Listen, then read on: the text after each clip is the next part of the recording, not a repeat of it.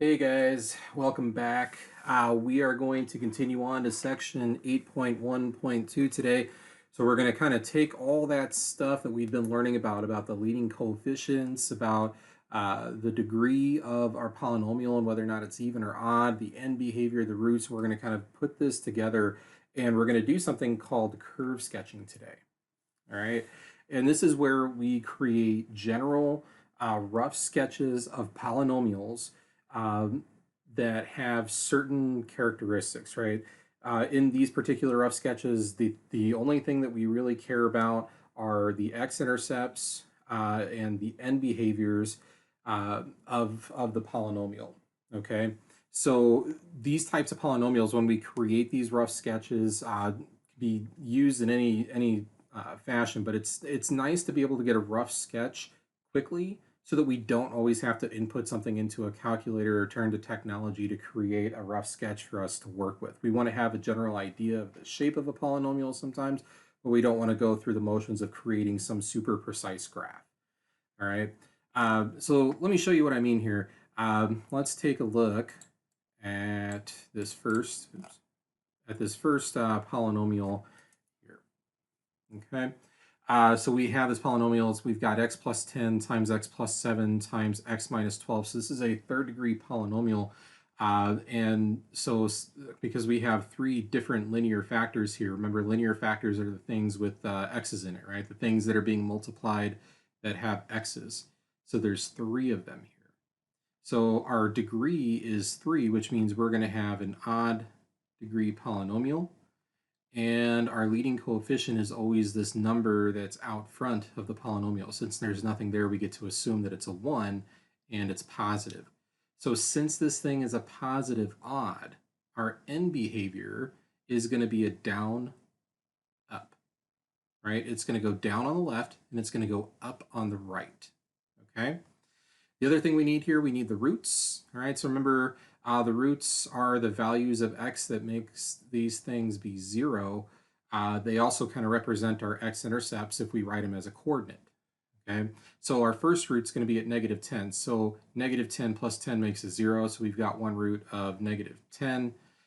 This one's going to have a root of negative 7, and this one's going to have a root of positive 12. Okay, so I'm going to do just a quick sketch of the curve. So I've got an x-intercept that's going to happen at negative 10. So I'm going to come over here. I'm just going to mark negative 10. Like I said, I'm not drawing this to scale. It's not going to be pretty perfect or precise. I'm just getting the general features down. So we're going to have an x-intercept at negative 10. So I'm going to mark that x-intercept at negative 10. I'm going to have another one at negative 7. So I'm just going to mark somewhere over here. I'm going to call this negative 7. Plot the point there for the x-intercept, and then I'm going to have another x-intercept at 12. So that'll be way over here. And I'll mark that point. Okay. Now remember that end behavior. Remember I told you these are the ends of the function. So remember on the left side, as I go off to the left, this function is going to be going down. So I'm going to draw in the end of the polynomial. So there's the left end, and it's going down. And then the right end is going to be going up. So as I go to the right, this thing's going to be going up. So let's say somewhere over here, right? Kind of like that. And then all the squiggly stuff is going to happen in the middle. And that's what we're getting ready to take care of here. So I'm going to start right over here where I left off with my end behavior, and I'm going to come up. And I have to pass through this x-intercept at negative 10. But at some point, I have to come back down because I have to hit this x-intercept at negative 7. Okay, and I can keep going down, but eventually I have to come back up and I have to hit this 12. And then I have to come up and meet with my other end. Okay, so start at the end behavior, pass through your x-intercepts, and then make sure you meet up with the other end behavior that you drew. Okay, so this is what we call curve sketching. And like I said, it gets the general shape of the polynomial so we know what kind of turns that it makes. We know where it crosses the x-axis, and we know the ends of that polynomial. Sometimes that's all you need. Okay, sometimes you don't need to be super precise with a polynomial.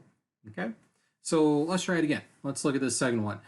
We've got 4 linear factors, 1, 2, 3, 4. So that means we have an even degree.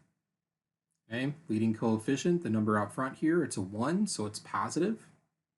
So since we have a positive even, this thing is going to go up, up. All right. If you forgot your end behaviors, go back and look at the previous notes. Remember, we made that little table with all the different possibilities for end behavior uh, based on the leading coefficient and the degree. All right. So go back and review that if you're wondering where I'm getting this end behavior stuff from. All right. Roots. Okay. So we look at the linear factors here. We were going to have a root at -6. We're going to have another one at -3, another one at +5, and another one at +8.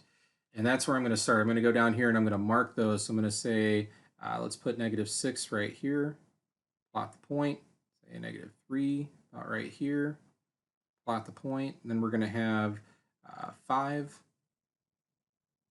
and 8. Again, you're probably thinking, Mr. Rowan, these are some sloppy graphs. You're absolutely right. These are rough sketches. That's all we're doing. It's called curve sketching. All right. So remember, our end behaviors were up, up. So I'm going to go over here. So as I go to the left, this thing is going to go up. So I'm just going to draw on the end on the left side that's going up.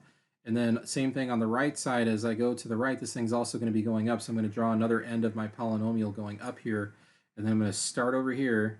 I'm going to come down. I know I have to pass through the -6. And then I have to turn and come back up through the -3. I'm going to have to turn again to come back down through the 5. And then I'm going to have to turn to come back up and go through the 8, which I completely missed because I'm not used to this pen. But that's okay. Like I said, it's a rough sketch, but this thing's going to kind of make a W looking shape, right? And that's kind of what we're seeing here.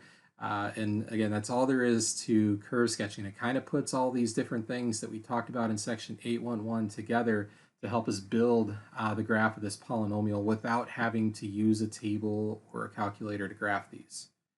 Okay, we'll do a couple more and then we'll call it a day.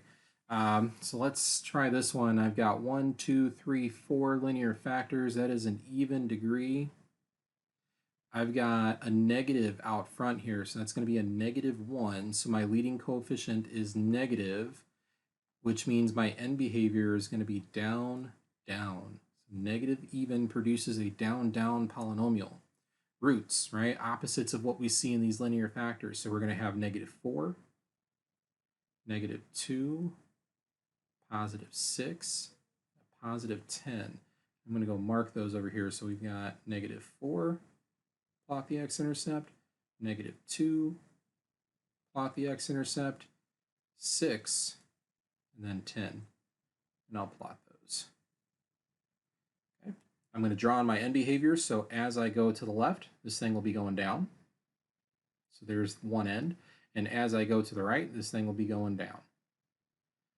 So there we go. I got the ends drawn in. I'm going to start at this end. I got to come up and go through the -4. I got to come back down and go through the -2. Then I got to come back up and go through the 6, come back down and go through the 10, and I'm getting all weird with my pen.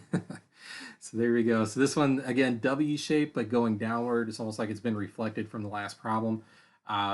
So last one here, and then that should be good enough for today. We've got 1, 2, 3, 4, 5 linear factors. So this is an odd degree polynomial. The leading coefficient right here, again, we don't see a number there, so it's a 1 and it's positive. All right, so this is another positive odd. So this is going to be going down, up, down on the left, up on the right. So this is what our ends are going to look like. I'm going to get my roots here. So we've got -6, we've got -3, we've got +5, +8, and a +12. All right, let's go get those plotted. We'll start with the -6. We'll put -6 over here, plot the point, -3, plot the point, 5, 8, and 12. This one's going to look weird. All right, so we're going to go down, right? So on the left side, we're going down. So I'm going to draw on my end. On the right side, we're going to be going up. There we go. And I'm going to connect my ends. I'm going to do all the squiggly stuff in the middle here best I can with this pen, all right? So I'm going to go up and through the -6, and then I got to come back down through the -3. I got to come back up through the 5, down through the 8, up through the 12, and meet up with my other end. There we go. All right. So that's what this one's going to look like. We've got 1, 2, 3, 4 turns on this one, right? So 1, 2, 3, 4 turns for fifth degree polynomial. It's kind of weird if you think about how many turns it takes based on the degree. So this one was a fourth degree, and I see 1, 2, 3 turns on this one. So it seems like this one had 4 turns for fifth degree. This one had 3 turns for a fourth degree. I wonder. So this one was a fourth degree, 1, 2, 3. So it's like one less than the degree. So a fourth degree is going to have 3 turns. A fifth degree will have 4 turns. This was a third degree, so it came up, turned once, turned here.